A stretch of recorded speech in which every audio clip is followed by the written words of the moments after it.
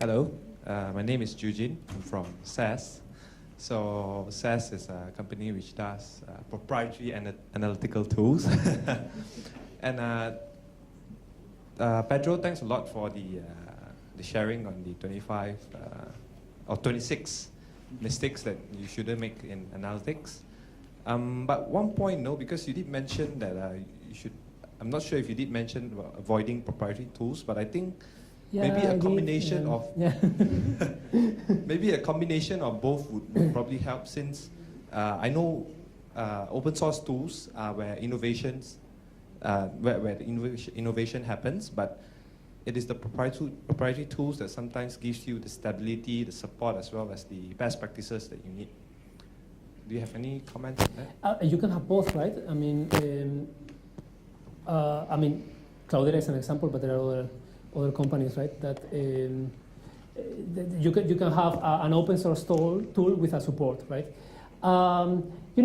I think some companies or some industries are more heavily in need of using proprietary tools. I'm thinking about airlines, for example. But what I see is that the speed you can get, the level of learning, finding code from the web, sharing with your colleagues is higher when you are working on open source. That was basically my point, right? I think, companies can be perfectly successful with proprietary tools, but I think you can go faster and you can go farther if you're using something more open source. I don't know. I'm not going to argue with that.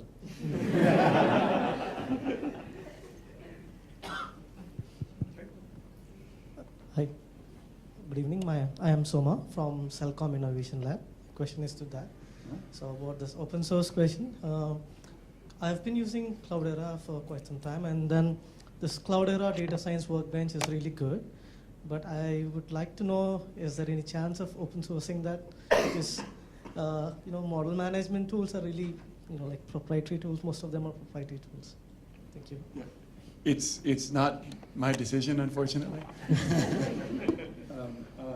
The line that we've tried to draw through the years at Cloudera is that the things that actually store and process your data are open source, and the things that are tools for IT to manage systems, to configure and deploy and so on, would be proprietary, so that we could have a sustainable business.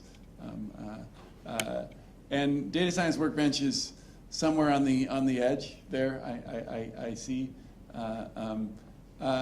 We'll see also what happens after we complete our merger with Hortonworks, which should happen, I think in January we're expecting. There could be some surprises, but hopefully we'll close that. And I think Cloudera's open source strategy is likely to be revisited after that merger, because we will be, the merged company will have all of Hortonworks customers who have different expectations about open source, and we don't want to alienate any of those customers. So it's possible it will change. We'll see.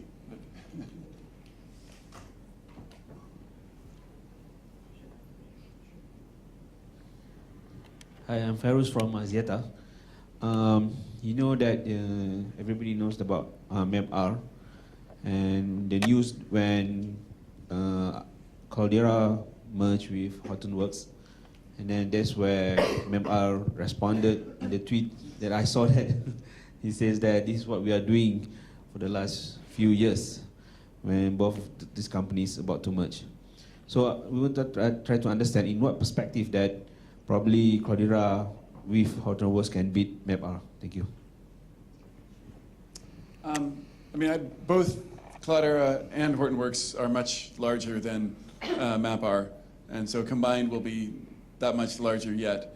So they're not to our perception, a primary competitor. We don't see them a lot in competitive contexts. In terms of an open source strategy, they are far less open than Cloudera. I think Cloudera was arguably in the middle between Hortonworks having everything open source, MapR having very little open source, and Cloudera having this distinction between sort of runtime and operator tools. I don't know if that's answering what you're after. I mean, I don't. Maybe I misunderstood the question. Because I do has experiments with MapR, so I will understand that one of the advantages of MapR is that because it was they are rewriting back all the Hadoop using C instead of Java. So that's where makes like the file sharing will be much faster. This is what I understand actually. So would that be an advantages over Cloudera? I'm not sure. I mean, I'm sure they claim it's much faster. I don't know if that's been validated. We haven't seen a lot of, as I said, we haven't seen a lot of customers come to us and say we need to use MapR because it's much faster because they wrote it in C. That hasn't been. So I don't accept that as a fact. I would. It may be a claim they've made. I mean, after the merger, things are not going to change that dramatically. Cloudera and Hortonworks are already 75% or more the same software. We ship many of the same things. Some of that remaining 20 to 25% are things that are complementary. We've got different strengths, things that we've each went into, and so there's a few things that are redundant, which we'll need to simplify. But overall, I think we'll just have more engineers working on the same tools, making them better, optimizing them further. So I don't see I don't see it changing things remarkably in that respect. Hi, I'm Buddhika from Axiata Analytics Center. This question is more towards the open source projects. So without a doubt, the Hadoop is the most I think, the best enabler and the biggest open source project for big data analytics.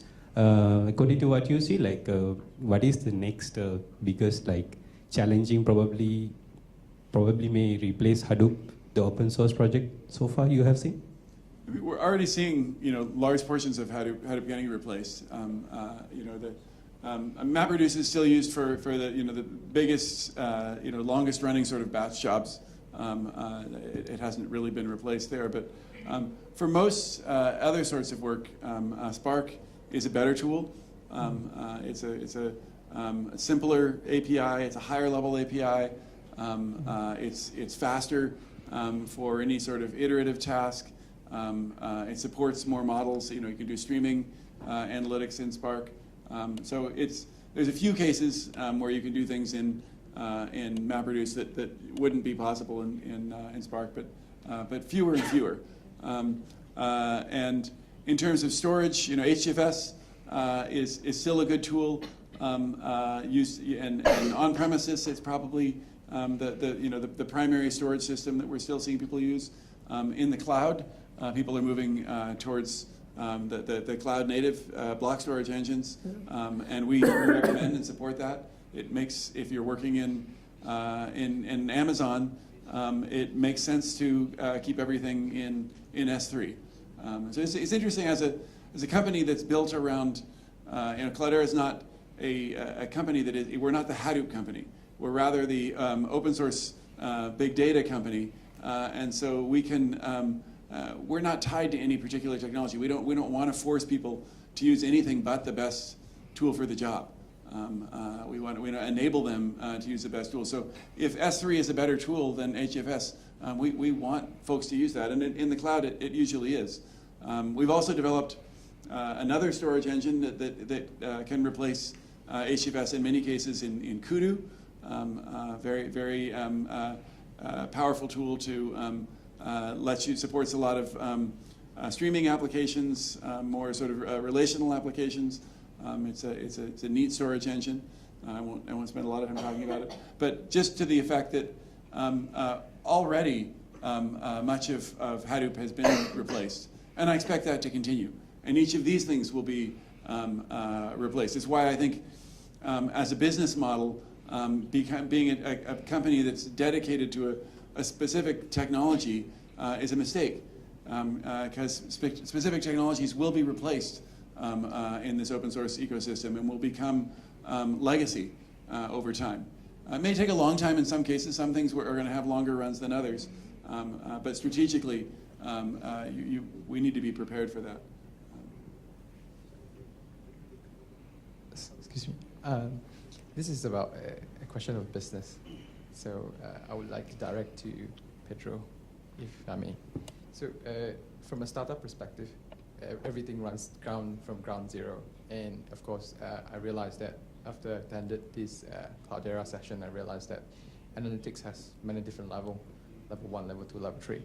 And from level 1, surely we will use much more structural way of getting data like time, hours, length, whatsoever. It's very structured. But as we go, I realized that it depends on technology that you adopted to help the company to move forward in various channels or capabilities.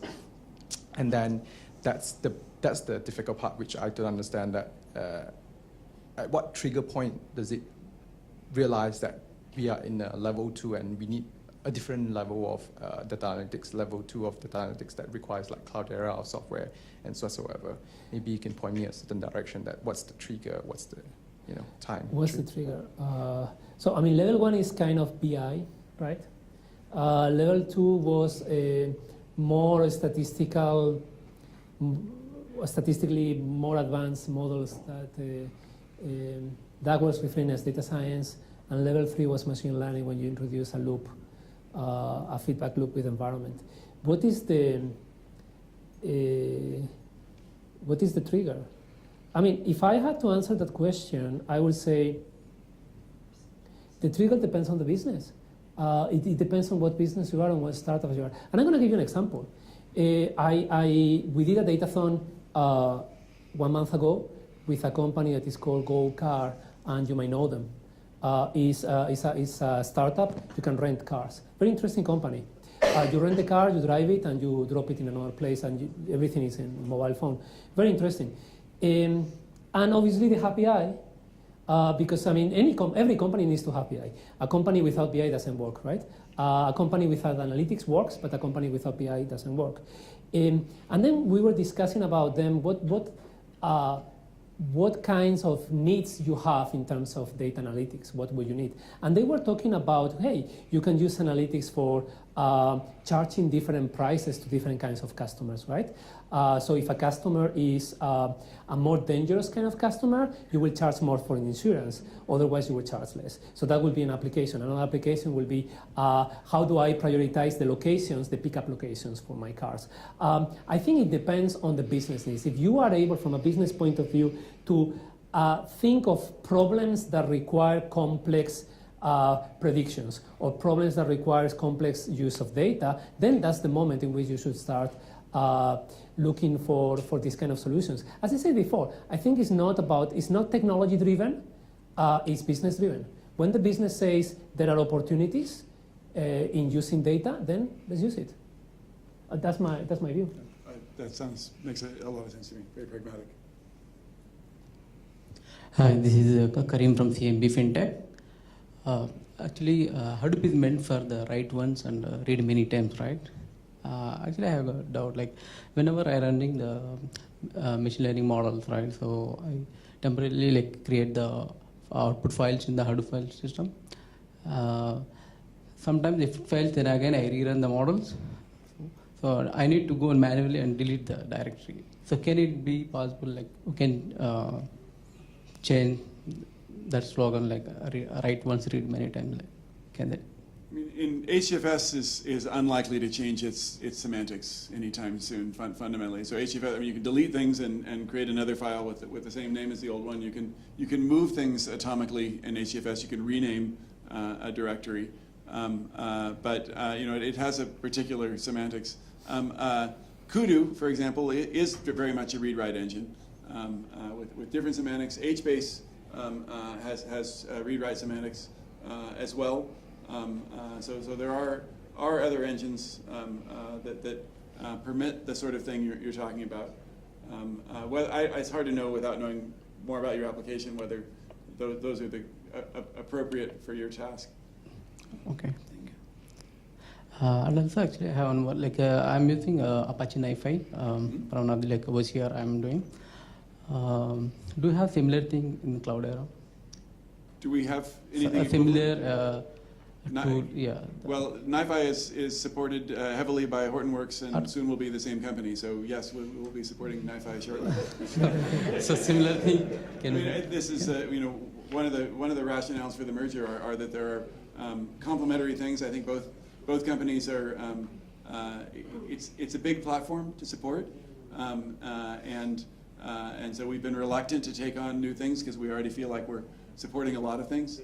But now we can get a group that already knows how to operate that and use it well. So we'll definitely be taking that. It's great technology.